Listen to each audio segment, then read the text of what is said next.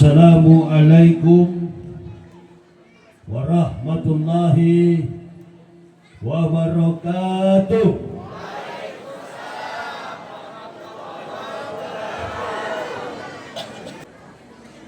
Alhamdulillahillazi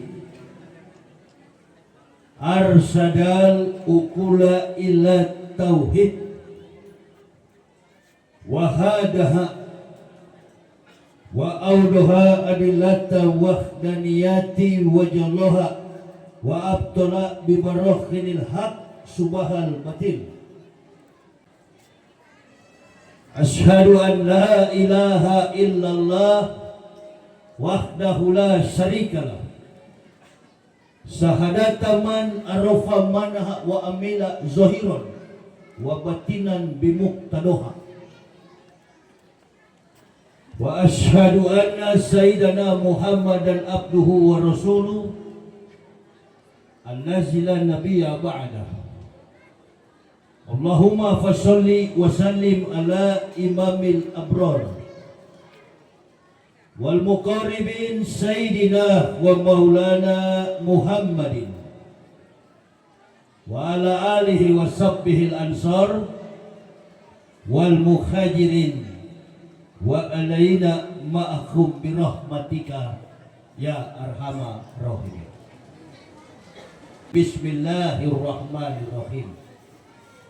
Subhanallazi asra bi abdih laila minal masjidil haram ila al masjidil aqsa allazi barakna hawlahu linuriyahu min ayatina innahu huwas samiul basir. Ibu bapak, saudara-saudaraku rahimakumullah yang kami hormati, kami muliakan, para alim, para ulama, tokoh-tokoh masyarakat, Badan Kemakmuran Masjid Al-Hamid, Bapak Ketua Masjid dalam hal ini yang telah menyampaikan sedikit dorongan motivasi dalam kehadiran kita di tengah-tengah pelaksanaan Isra wal Mi'raj ini. Tidak panjang beliau berbicara, hanya memberikan sedikit motivasi. Kemudian yang kami hormati, kami muliakan Ketua STM Silaturahim Bapak Rahmat Hussein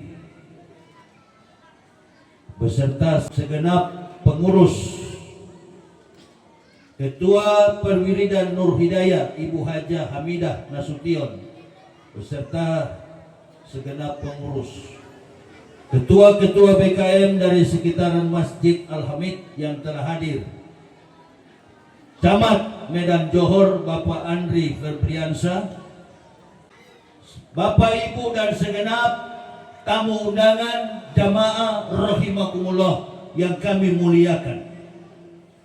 Pada kesempatan yang amat sangat berbahagia ini, kita bersyukur kehadiran Allah Subhanahu wa taala. Kalau sampai pada saat ini cuacanya bagus. Sudah pakai tenda 3 lapis. Doa panitia yang telah bersusah payah menghadirkan Bapak Ibu, termasuk saya, datang dari Jakarta berdua istri. Komitmen konsistensi dalam dakwah. Tadi Pak Susilo tanya, Ustadz naik apa? Saya naik onta. Saya dari Jakarta naik buruk, tapi bukan buruk seperti yang ditunggangi oleh baginda Nabi Sallallahu Alaihi Wasallam.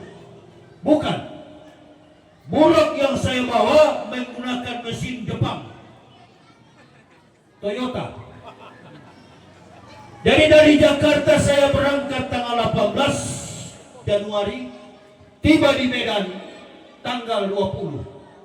Putus Jakarta Medan 2 malam. Saya sempat berbicara dengan seorang sosok laki-laki. Beliau ini adalah supir Drive, Pekanbaru, Jakarta.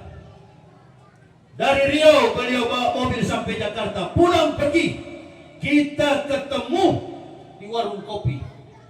Dan dia tanya sama saya, Ustadz, tanggal berapa Ustadz dari Jakarta?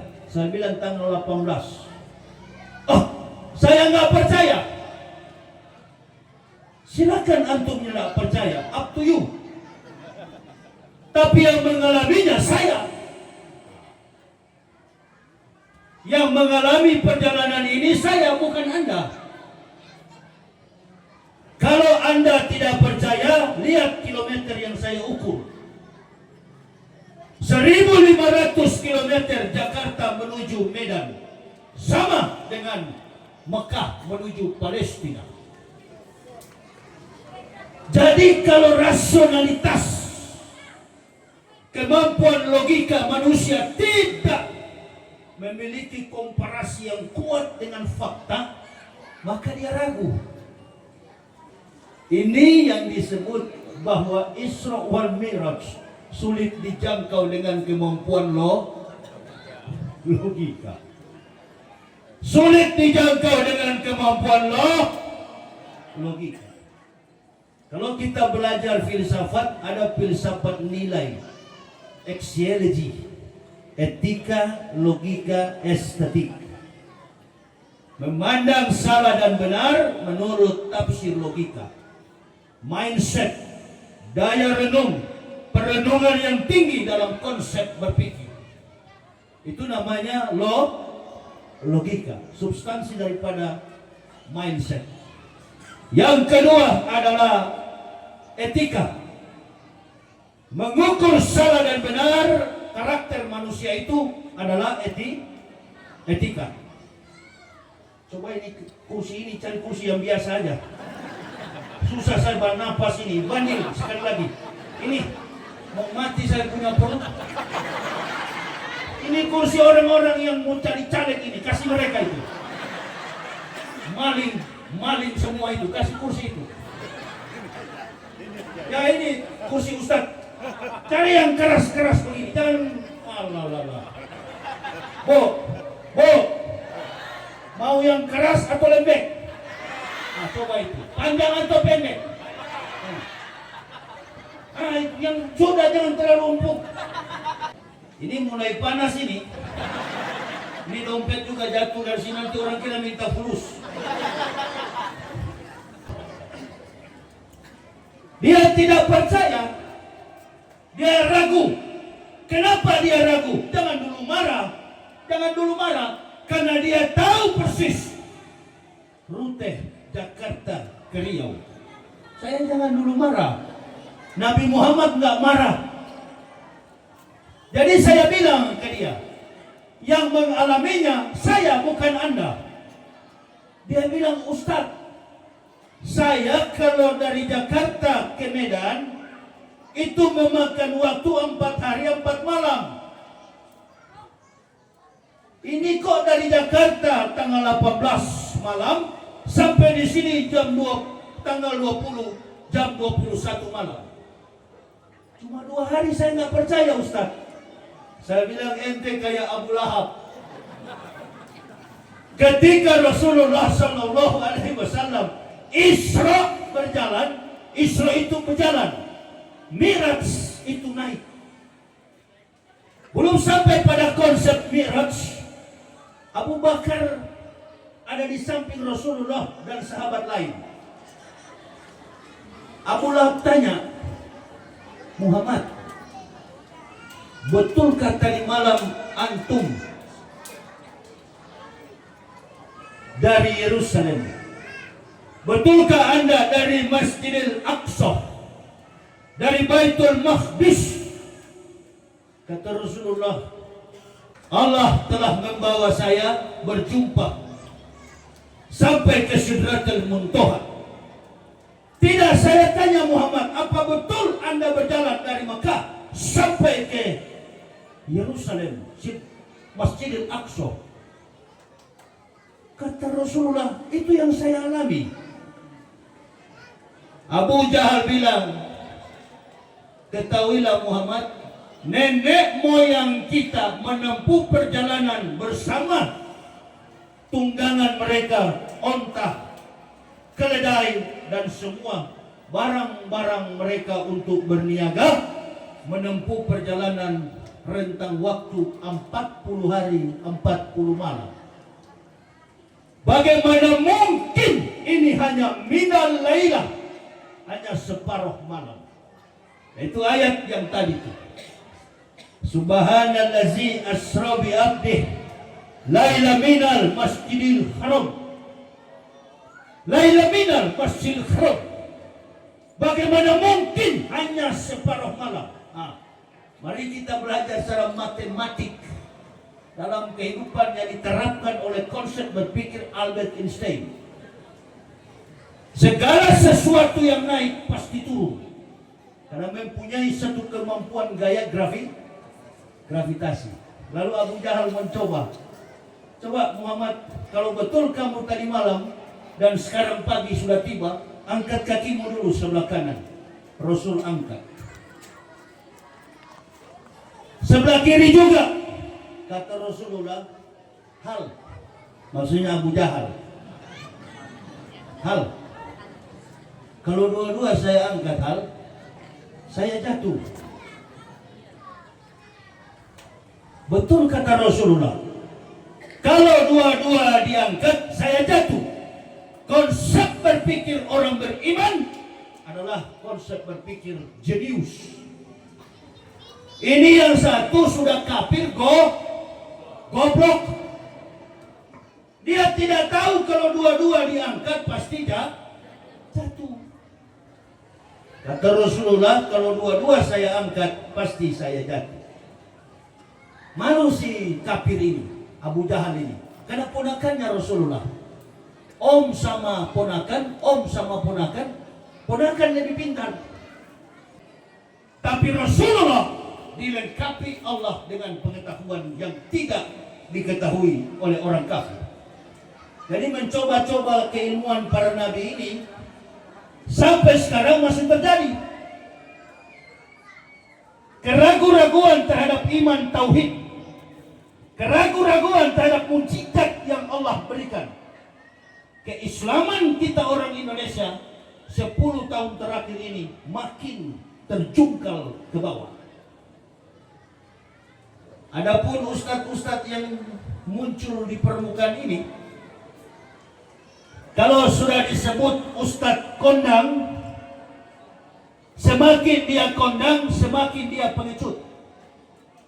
Dia pikir kalau bicara kebenaran berarti menyinggung seseorang, menyinggung pemerintah. Bukan, itu namanya kulil haq walau kana muron. Katakan kebenaran itu walaupun pahit, supaya agama ini selamat, supaya NKRI ini selamat. Bicara dengan jujur.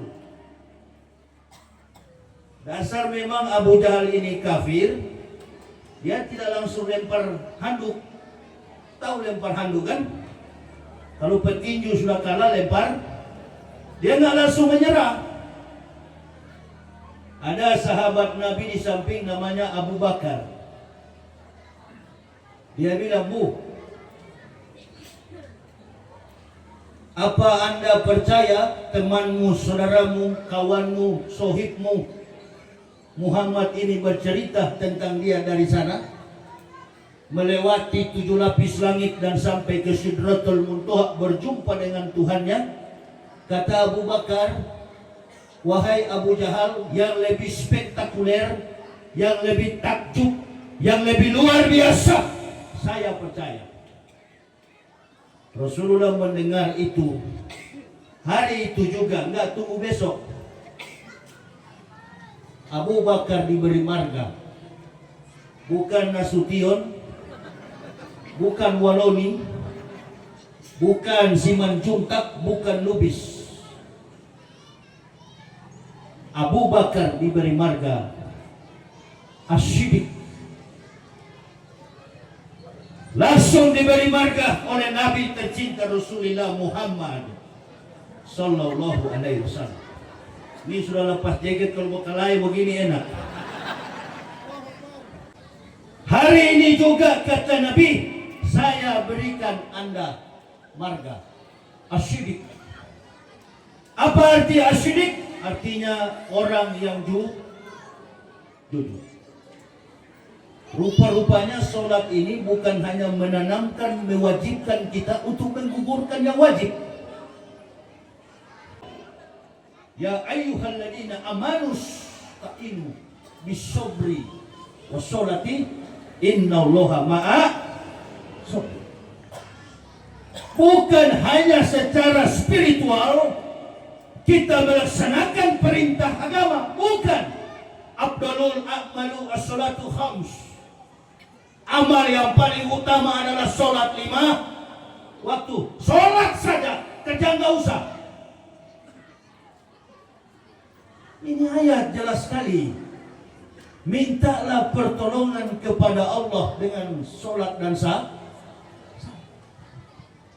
Setelah kamu sujud di hadapan Allah, bertebaranlah kalian di muka bumi untuk mencari nafkah.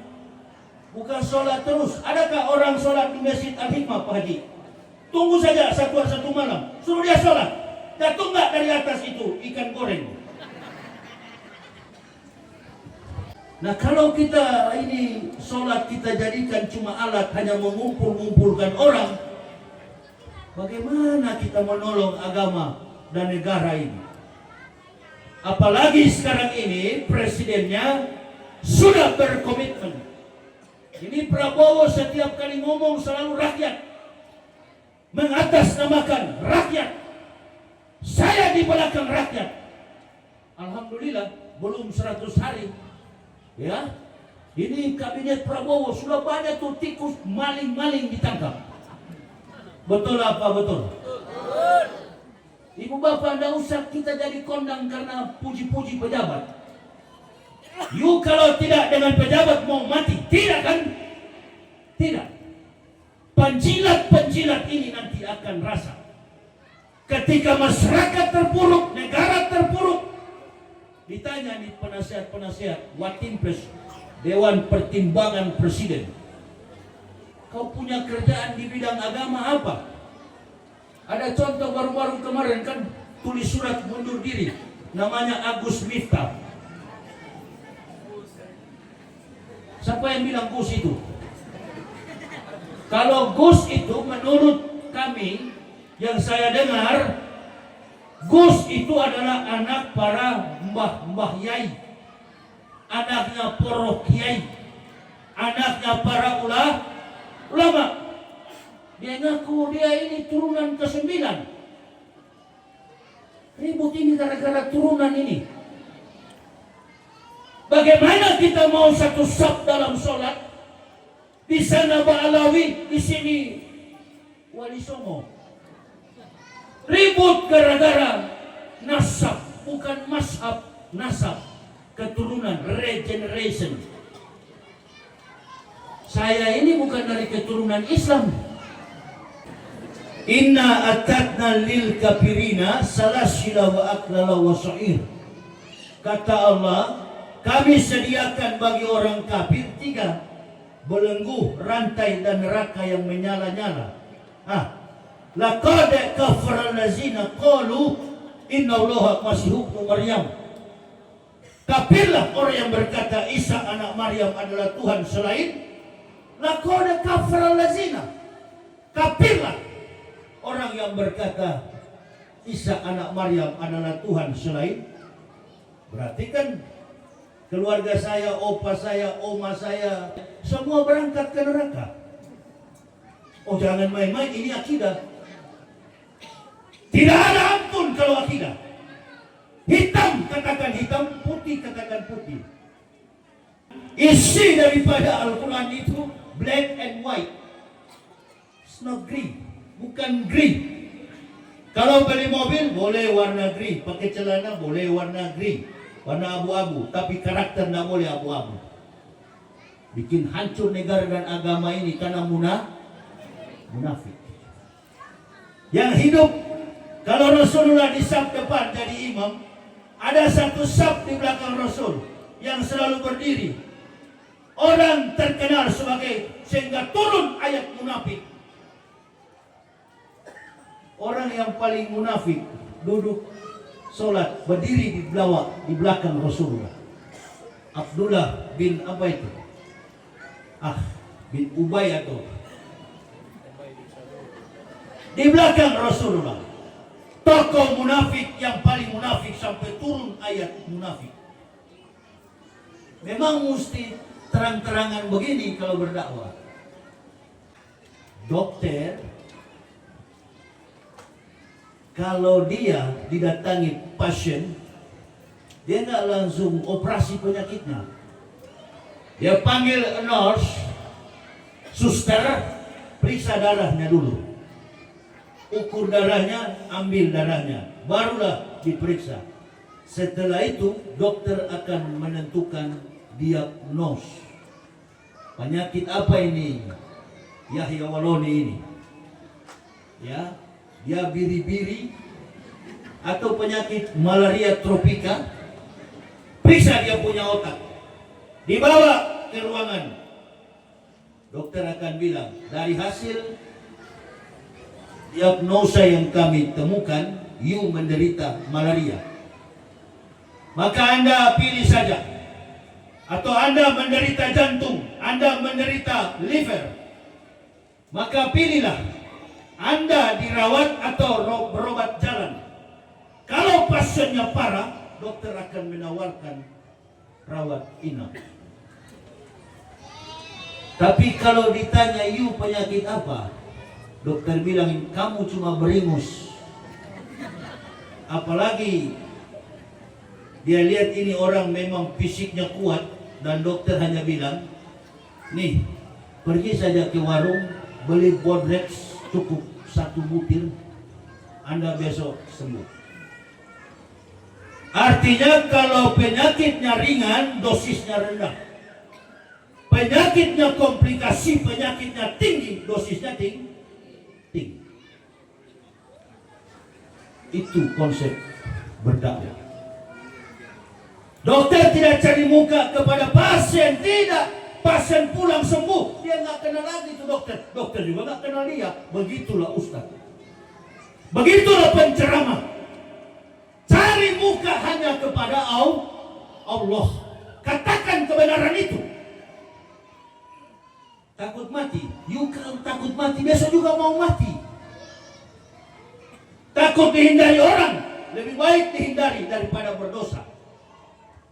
Lebih baik dibenci manusia di dunia ini karena kebenaran dan dicintai Allah daripada dipuja-puji tapi dibenci oleh Allah. Nah, kita belajar dari 10 tahun pemerintahan Pak Joko Widodo ini. Itu orang-orang yang tadinya dipuji termasuk beliau tumbang satu-satu. Bahkan bukan cuma tumbang, masuk ke dalam penjara. Kamu juga Yahya Waloni masuk penjara. Ya, saya masuk penjara karena kalimat la ilaha illallah. Berjuang demi nama Allah. Masuk penjara. Ada juga ustadz yang masuk, tapi pencuri uang umroh. Lain kawan, lain. Kawan-kawan di Mabes Polri itu salut sama awak. Suruh jadi imam, Masya Allah. Walaupun tadi imamnya salah-salah ya Pak, tadi mohon maaf. Melintang-melintang saya baca ayat. Ya maklumi aja lah kalau saya baca ayat melintang-melintang dan salah, masih ada garansi. Ya, jangan orang yang sudah dari Islam nenek moyang nggak bisa baca ayat. Nah ini kabur ini, kacau. Termasuk tuh Gus Miftah itu, Agus Miftah itu. Jangan bilang Gus dia itu. Dia hina saudara Muslim. Kemarin siang saya ceramah di Pantai Labu, Desa Palu Sibaji, Kecamatan apa itu Bandil, Pantai Labu. Itu ada ibu-ibu yang pikul-pikul es teh. Saya bilang saya tidak mau hina nih ibu, beli tehnya, dikeroyok habis tehnya.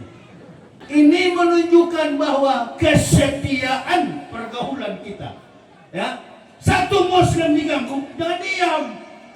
Nah ini sekarang ini bukan membela, malah saling menjatuh.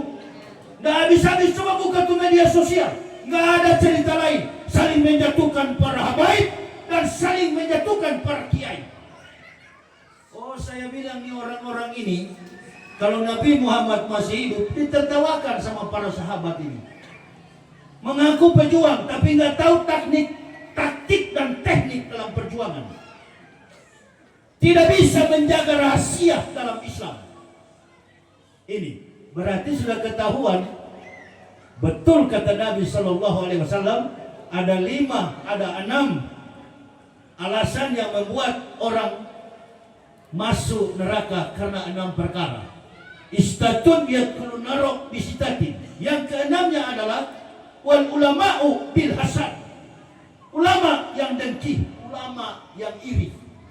Ini yang membuat kita sulit bersatu. Jadi makna daripada sholat ini bukan cuma menggugurkan, bukan cuma perintah agama. Ayat yang saya baca tadi, sholat ini mengajarkan kesabaran kita. Mulut tahan, suka menjelek-jelekan sama-sama Muslim. Tahan mulut itu. Kalau Muslim dijelekkan, bukan dia yang dijelekkan, diri antum yang jelek sebenarnya. Makanya kalau sudah masuk di masjid, silent HP, matikan HP. Kenapa? Itu bukan HP yang dimatikan, mulut kita. Begitu juga sholat. Ketika imam takbir, tak ada lagi suara. Betul-betul tenang. Spiritualitas kita ini bukan hanya menggugurkan sholat, tapi makna spiritual yang paling tinggi, berjumpa dengan Tuhan.